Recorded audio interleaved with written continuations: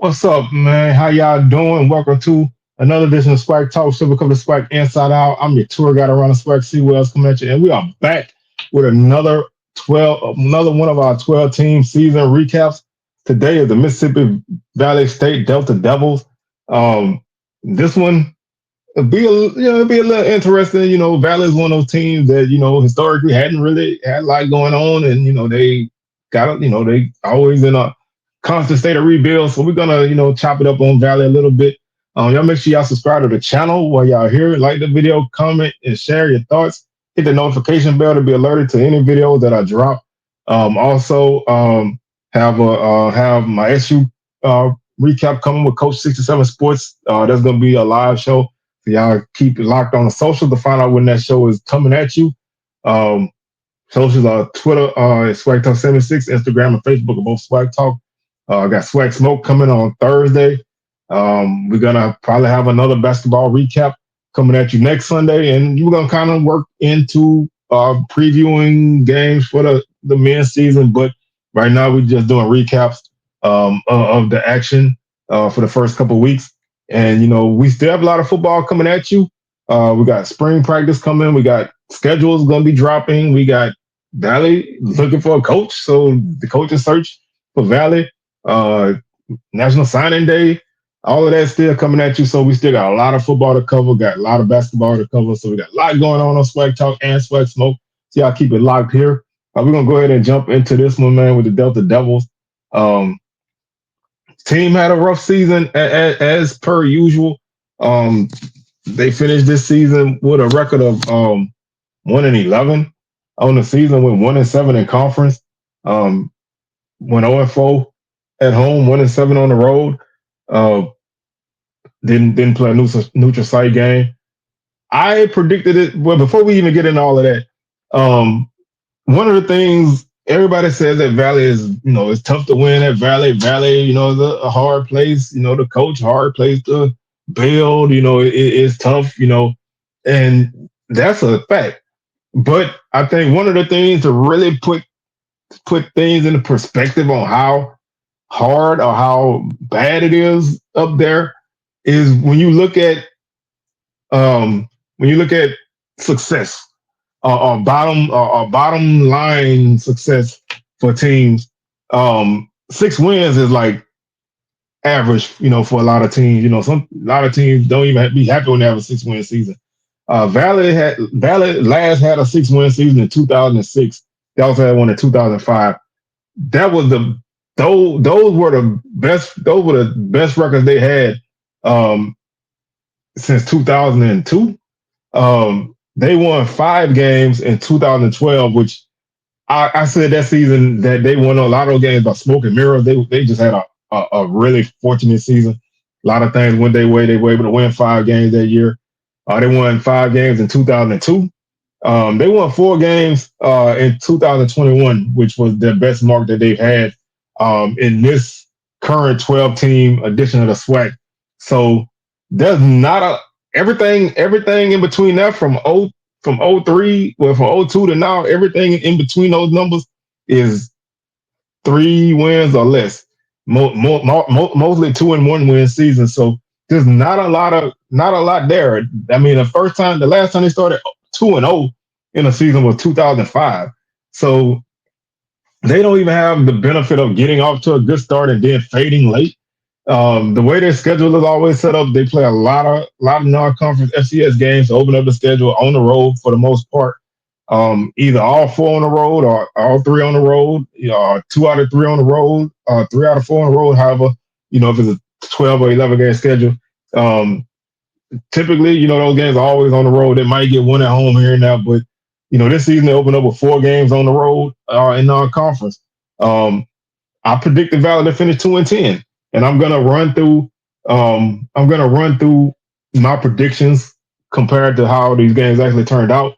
I had Valley at 2-10. I gave them a ceiling of 4-8 because I thought that maybe some things could come together early. Maybe they can steal a couple SWAC games here and there. I set the floor at 1-11, which is where they finished. I didn't think they would go winless, but once the season got going, I thought if they didn't win one of those games against teams that's kind of in the same position in the standings as they were, that they may not win a game. And it felt like for a while that the team wouldn't win a game, but they were able to get one. So kind of looking at the schedule, they opened up their season against Tennessee State. I had them losing that game. They lost at 41-21. Lamar, I had them losing that game. They lost at 28-14. That game was, they were within a score going into the fourth quarter in that game. They got blown out by Murray State 59-8. They lost to Nickel 66-0. They came home for their first home game and their first SWAC game against Alcorn. That was against 42-21. They lost to Bama State 54-17. They lost to Bethune at home. On homecoming 20-10. I thought that would be a game that they would win, but they dropped that game. And then I thought they would beat Pine Bluff, which they did last year, but they lost that game 35-21. They lost the game 35-21 in a game that was 21. I think it was 21-21 going in the fourth quarter. Really tight game. They had their chance to win that game, but couldn't get over the hump. They lost to Prairie View. I thought PV would beat them, but they had a good chance of beating Prairie View. Had a late touchdown. 2-point conversion was called back. Missed the extra point after that. I think they got the onside kick, but penalty cost them that, and Prairie View was able to escape. They lost to Jackson State 51-14, and then they won the biggest upset that they've had in a long time, beating FAMU 24-21 in Tallahassee, snapping the Rattlers losing streak. Snapping the Rattlers winning streak at home and snapping their losing streak on the road. Because Valley typically doesn't win away from home, and then they closed out their season with a 49-35 loss to Alabama A&M in a game that was, I think it was like 28-28 or something like that going into the half. Just a really high-scoring game for both teams to close out Valley's schedule. A&M had another game after that, but they kind of came out and I thought they closed out a lot stronger than they started, but ultimately that wasn't enough to keep Coach Wade having his job. And so a lot of what I'm going to say in my preview, it can still circle back to next season because they're basically going to be still in the state of rebuild. But I'm going to kind of look at it through the lens of this past season. The first thought I had was they need to be competitive, and they got there later in the season. Like I said, starting basically at the Bethune-Cookman game, they did get thumped by Jackson State, but they lost to Bethune by 10. They lost to Pine Bluff by 14. They lost to Valley by 1. And they lost to A&M by 14. So they lost a lot of games closer than what they normally did. JSU beat them 51-14. Before that, they lost to Tennessee State by 20. They lost to Lamar by 14. They lost to Murray State by 51. And they lost to Nichols by 66. They lost to Valley they lost to Alcorn by 21. And then they lost to Alabama State by 38 points. So they got really dominated in those early games. Only one game was 14 points. That was the smallest margin in the early portion of the schedule. So they got more competitive as the season went along, but they couldn't translate any of those games into wins other than that one surprise game that they won. But I think when you look at it that way, they did become more competitive. You would have liked to seen that start early. Maybe if they had started earlier, they could have kind of got some wins as the season went on. But they definitely became more competitive, which to me makes it kind of strange for you to fire your coach after 2 years at a program like that. You're not even going to get that guy multiple years to kind of get right because, there's nothing really there in terms of building for them. So, I thought that was, unless something happened behind the scenes, then otherwise it's kind of hard to do that.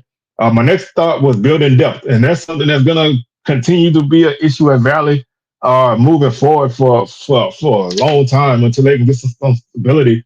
I thought that they were bringing in more guys this season, bringing in more guys the last couple of years, but depth is always going to be an issue with Valley. Valley may not be, A1 talent from the top 22, they're starting 22, but I think they have guys that are capable of making plays, and they got guys on that team that's capable of starting for other teams. They don't have a lot of them, but they have some.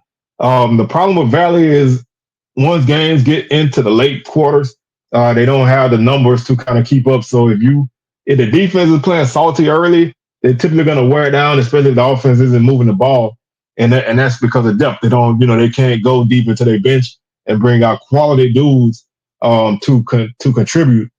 And I do want to say this about depth. Depth is more than just numbers. Depth is guys that can contribute for you when you put them on the field. Everybody got, everybody got, 85, 90, 100 dudes on their team. But how many of those guys can actually make a play when you put them on the field when you need them to? That's quality depth. And Valley doesn't have that yet. And I don't know if they're ever going to get there because they're constantly in a state of rebuild.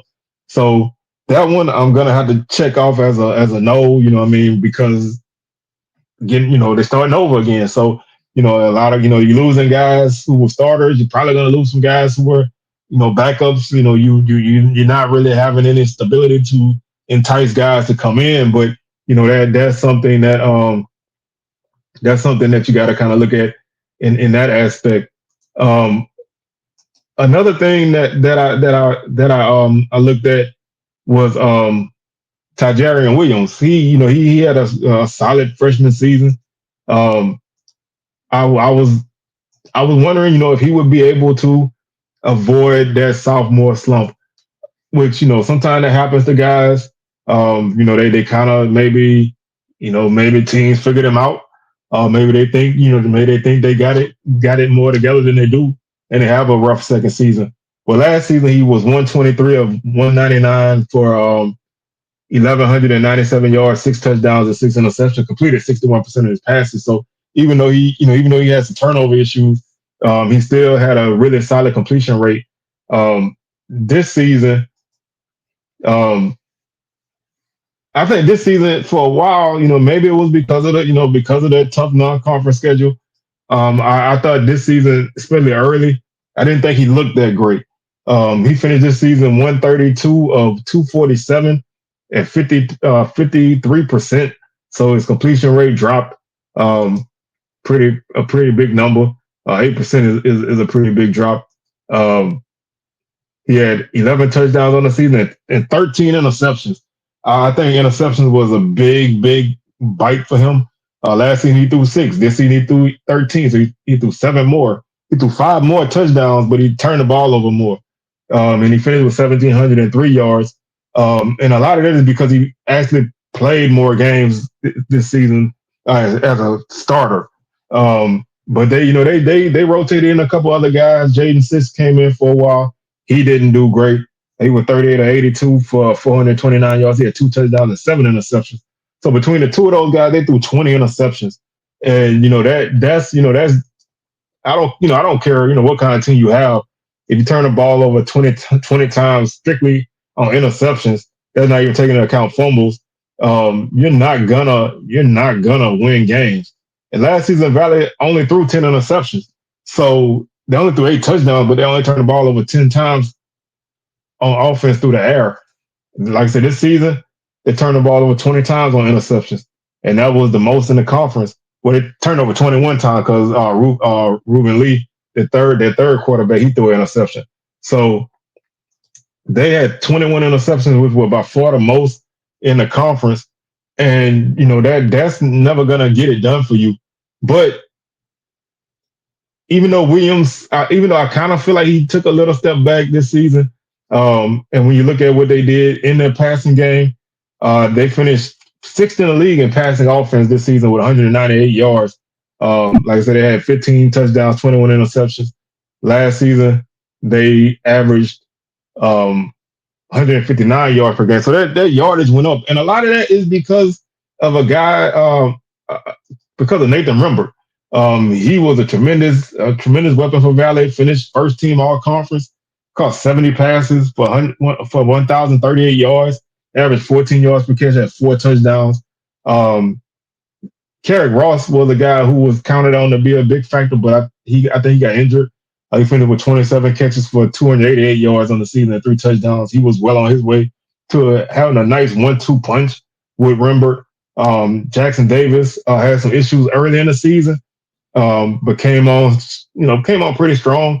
Um, Last season, he was a guy who was a big time freshman tight end. Last season, he caught 36 catches for 406 yards and 3 touchdowns. This season, he finished with 30 catches for 366 yards and 1 touchdown. He didn't start playing until like he played 9 games, so he basically missed the first 3 games, but his production didn't really kick in until early portion of SWAC play. So with those weapons that they had in the passing game, I think Williams took a step later in the season. Early in the season, it looked like he was going to have a really bad season. His turnovers really were the issue on this offense.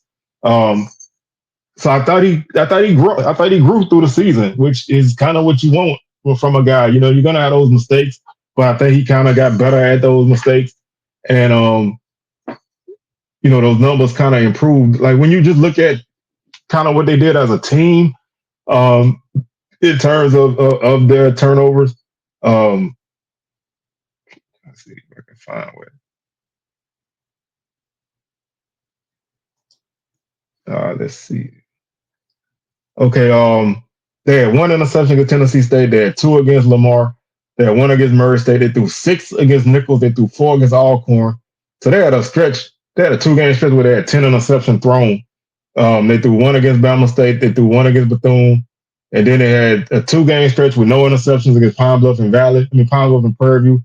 They threw 2 against Jackson State. They didn't throw any against FAMU. Then they threw 3 against Alabama A&M. So they kind of came in spurts, and especially early in the season. Those first 5 games, they threw um, 14 interceptions in their first 5 games. So a lot of that is, guys trying to, make some things happen. Those teams really were strategizing against them. And when you throw 6 interceptions in 1 game, your numbers are always gonna balloon like that. So I think a lot, I think they got better as the season went on. Not enough to win games, but I thought they got better as the season went on. And I said, the playmakers needed to step up. I thought Ross was on his way before he went down. Davis came on strong after he returned. And I said to Fabian Fant, who is a guy who I thought coming into the season could be a key contributor in the run game. Last season, when you look at what he did on the ground, he finished with 35 carries for 275 yards and 2 touchdowns, average 7.9 yards per carry. This season, he finished with 67 carries for 252 yards and 2 touchdowns, down to 3.8 yards per carry. So his big play ability kind of wasn't there this season, but Nathan Rimbert became that playmaker. So they did add a playmaker to the offense, and one of the best in the conference, honestly. So they had playmakers, not enough, but they had playmakers there. And just looking at what they did with their rushing attack this season, they finished ninth in rushing at. Excuse me, they finished last in rushing because they averaged 86 yards per game. They were the only team to average under 100 yards per game. They averaged 2.5 yards per carry, which was the least in the league, and they had 12 touchdowns. Total offense, they finished 10th at 284 yards per game, and they had 27 touchdowns, which were the second fewest in the league, and they averaged 4.4 yards per play, which was the lowest amount in the league. And they scored 16 points per game, which was the fewest in the conference. So those numbers aren't great, and none of those numbers are gonna equal wins. And that's pretty much where this team was offensively. They also allowed 24 sacks, so they offensive line honestly was not that bad. When you look at the numbers that they put up, the offensive line really was pretty solid in protecting the quarterback. And so that's something that's a little underrated for them. And their third down conversion rate was 32%. And so that's kind of middle of the pack. And they averaged 16.9 first downs per game, which again was middle of the pack, but they just couldn't really put it together. And that goes to my other point, which was consistency. They just never really had any because you can't develop it because you constantly having turnover. Your team turning over guys multiple times. Every year, you're adding new guys, you're losing guys. You're just not keeping any stability in your team, and so you're never really going to get that consistency in your offense or your defense. Um, I said the defense need to get off the field, and I think Valley's defense, like I said, they can. I like to say they can be salty because they can be scrappy and they can kind of hang around, but the numbers always catch up to them. They allowed 40 points per game this season, which was last in the league. Total offense, they finished last at 457 yards per game. They allowed 7 yards per play. All those numbers were the worst in the league. Their rushing defense was last. They allowed 238 yards on the ground, which was last. They allowed 5.9 yards per carry, which was last. They gave up 31 touchdowns, which was the third most. Their passing defense was 10th at 218 yards per game. They allowed 28 touchdowns, which were the most in the league, and they had 5 interceptions, which were the fewest in the league. So they really struggled defensively this season, and they allowed 61% completion rate, which was the third highest in the league. Um, they registered 14 sacks this season, so no real pressure generated there. Um, they allowed the opponents to convert 48% on third down, so they could not get off the field. Whether it was through forcing turnovers or just getting stops, they just couldn't really get off the field. Now they did have some solid guys on their defense. Again, like I say, Valley always has pieces, but a guy like Eric Campbell has 73 tackles. He had 8.5 tackles for loss and 2 interceptions on his defense. Um, also, Dante Reed led the defense with 9.5 tackles for loss. He also had 4 sacks. Donovan Parham had 8 tackles for loss and 5 sacks to lead the defense. And this defense registered 63 tackles for loss, while the offense gave up 99. So even though the offense did a really good job protecting the quarterback, they really couldn't do a lot, especially in the run game, keeping their backs upright and keeping the defense from getting in the backfield. So they were not able to get off the field, especially early. Later in the season, they got a little bit better, but they still never really were able to get off the field, and that bit them in the butt. Um, just to kind of take a different look at it, I don't really like to always use conference only stats, but when you're trying to look at a team like this who had so many tough games early in the season, you kind of want to see where their numbers look just against opponents that they were similar to. So looking at the conference only opponents, conference only numbers, especially defensively, they still gave up a lot of points. They gave up 36 points per game. Um, Defense just still gave up a lot of points in games. They gave up 431 yards of offense, 6.9 yards per play, and 35 touchdowns again. Those numbers were last. The Russian defense was 11th, giving up 228 yards per game. The passing defense was 10th, giving up 203 yards per game in conference play. They registered 11 of their 14 sacks in conference play, still was 10th.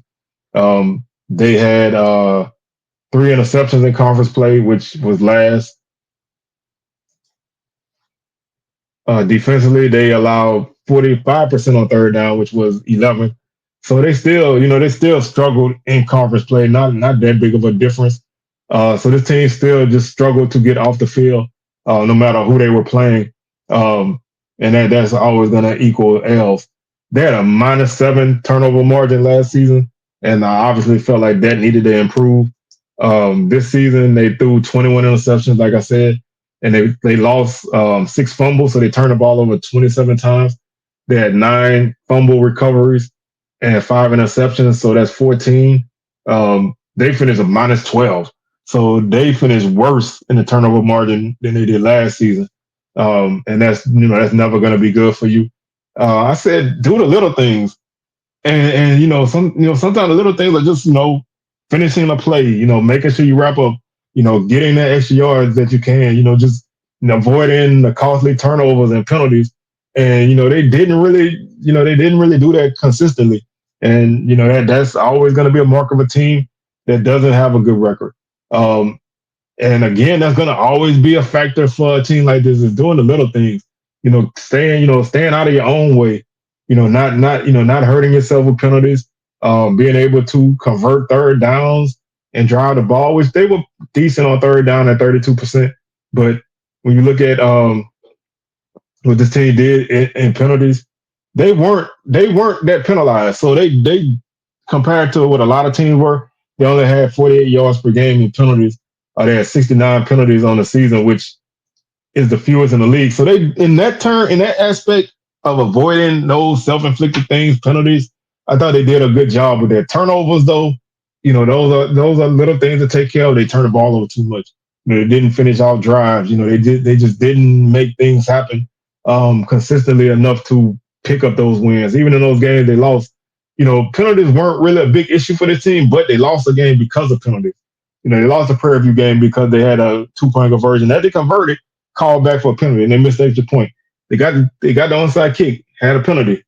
So those are the little things that come back and haunt you. And they weren't able to do those things.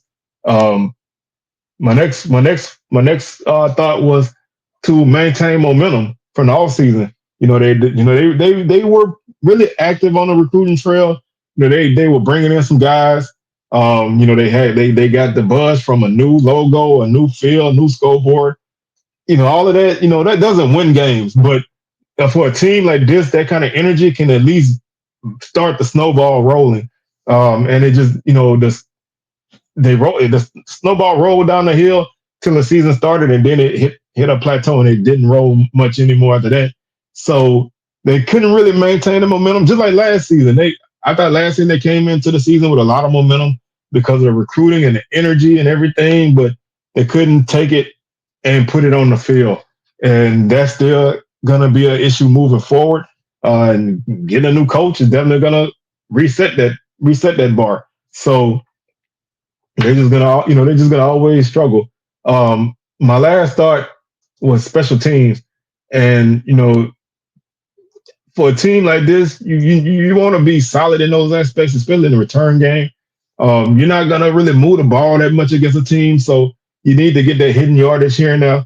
They averaged 9.6 yards per punt return, and they averaged 19 yards per kickoff return. So not a lot of playmaking there. Um, those numbers were seventh in kickoff return average and seventh in punt return average, but not a lot of game breaking plays there. Their longest punt return was 35 yards. They did have an 88-yard kickoff return. Didn't go for a touchdown, but that's a great way to start a drive. You know what I'm saying? Inside the opponent's 30-yard line. So that's a great way to start a drive. But that only happened once. The kicking game itself, they averaged 41 yards per punt on the season. Alexander Davis, the punter, he had 59 punts for 556 yards, averaged 43 yards per punt on the season. They did get 2 punts blocked. They finished the season 4-9 on field goals. They did have a longer 51. So the guy had a leg. They kicked a ton of long field goals. Well, not a ton, but the bulk of their field goals that they kicked were from 40 plus. They were 3 or 5 from 3 or 4. Yeah, they were 3 or 4 from 40 plus. Inside of 39 yards, they were 1 for 5. So they had better success kicking further away than they did close, but they only kicked 7. They only kicked 9 field goals on the season, so they weren't even really in field goal range that often. And that's again a testament to what this team did offensively. Just not really being able to make things happen. Just one last look at what this team did offensively that kind of bit them in the butt. They converted 62% in the red zone. That was the lowest number in the league. They got in the red zone 32 times, which was pretty low on the season. They were 20 or 32. They had 18 touchdowns, 12 on the ground, 6 through the air. They were 2 or 6 on field goals in the red zone. So they left points on the field whenever they did get down there, and they turned the ball over 8 times in the red zone. So they never really were able to be consistent there, and that's something that's going to always hurt you. Defensively, Their opponents were 42 of 50 in the red zone. Although 50 attempts in the red zone was the most, or the second most in the league. Opponents converted 84% in the red zone, which was the second most in the league. Opponents had 32 touchdowns in the red zone, which tied for the league lead. And the opponents were 20 rushing touchdowns, 12 passing touchdowns, 10 of 12 on field goals in the red zone, and they turned the ball over 5 times in the red zone. But those all those things combined to equal a 1-11 season, and they're gonna have to start over again because they fired Coach Wade, so now they're gonna have to look for a new coach, and you're gonna start this cycle all over again. I do feel like I hope this is not a trend in the conference, but teams are starting to move on from coaches really fast, and that really is honestly killing momentum of teams now. So a team like this, they need as much time as they can get to build a program and build a team. And 2 years is not enough for a team like that. So, like I said, unless it's something off the field happen, then there's no reason for this team to be in that position after 2 years. But that's gonna do it for today's show, man. I'd like to thank y'all for tuning in. We got a couple more of these coming at you before we finish them. If you want to check out my Valley preview, it'll be popping up on the screen in a minute, and the link will also be in the description. So with that being said, man, I'm your tour guide around the SWAC Wells, signing out, and I will catch y'all on the rebound. Peace.